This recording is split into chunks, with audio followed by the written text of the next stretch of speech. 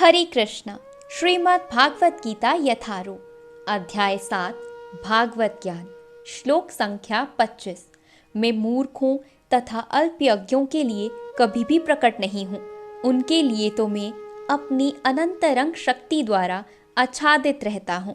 अंततः वे ये नहीं जान पाते कि मैं अजन्मा तथा अविनाशी हूँ। तात्पर्य यह तर्क दिया जा सकता है कि जब कृष्ण इस पृथ्वी पर विद्यमान थे और सबों के लिए दृश्य थे, और अब वे सबों के समक्ष क्यों नहीं प्रकट होते, किंतु वास्तव में वे हर एक के समक्ष प्रकट नहीं थे।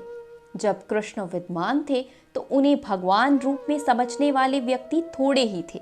जब कुरु सभा में शिशुपाल ने कृष्ण के सभा अध्यक्ष चुने जाने का विरोध किया तो भीष्म ने कृष्ण के नाम का समर्थन किया और उन्हें परमेश्वर घोषित किया। इसी प्रकार पांडव तथा कुछ अन्य लोग उन्हें परमेश्वर के रूप में जानते थे, किंतु सभी ऐसे नहीं थे।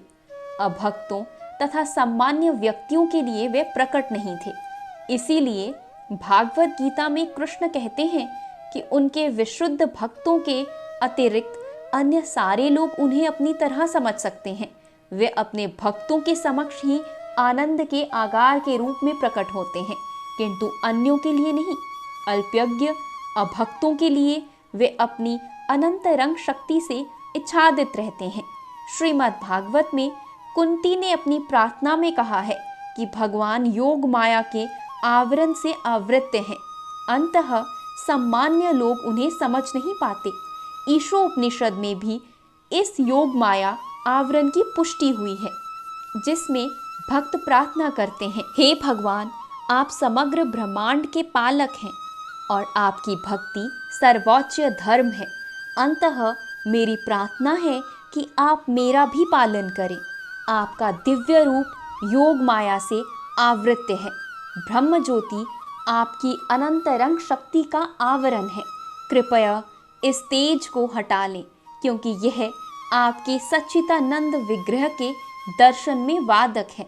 भगवान अपने दिव्य सच्चिदानंद रूप में ब्रह्म ज्योति की अनंतरंग शक्ति से आवृत्त हैं, जिसके फलस्वरूप अल्पज्ञानी निर्विशेषवादी परमेश्वर को नहीं देख पाते। श्रीमद् भागवत में भी ब्रह्मा द्वारा की गई यह स्तुति है, हे भगवान, हे परमात्मा, हे समस्त रहस्यों के स्वामी, संसार में ऐसा कौन है जो आपकी शक्ति तथा लीलाओं का अनुमान लगा सके। आप सदैव अपनी अनंतरंग शक्ति का विस्तार करते रहते हैं। अंततः कोई भी आपको नहीं समझ सकता। विज्ञानी तथा विद्वान भले ही भौतिक जगत की परमाणु संरचना का या कि विभिन्न ग्रहों का अन्वेषण कर ले, किंतु अपने समक्ष आपके विद्वान होते हुए भी वे आपकी शक्ति की गणना करने में असमर्थ है। भगवान कृष्ण न केवल अजन्मे हैं, अपितु अव्यय भी हैं। वे सच्चिदानंद रूप हैं और उनकी शक्तियाँ अव्यय हैं। हरे कृष्ण।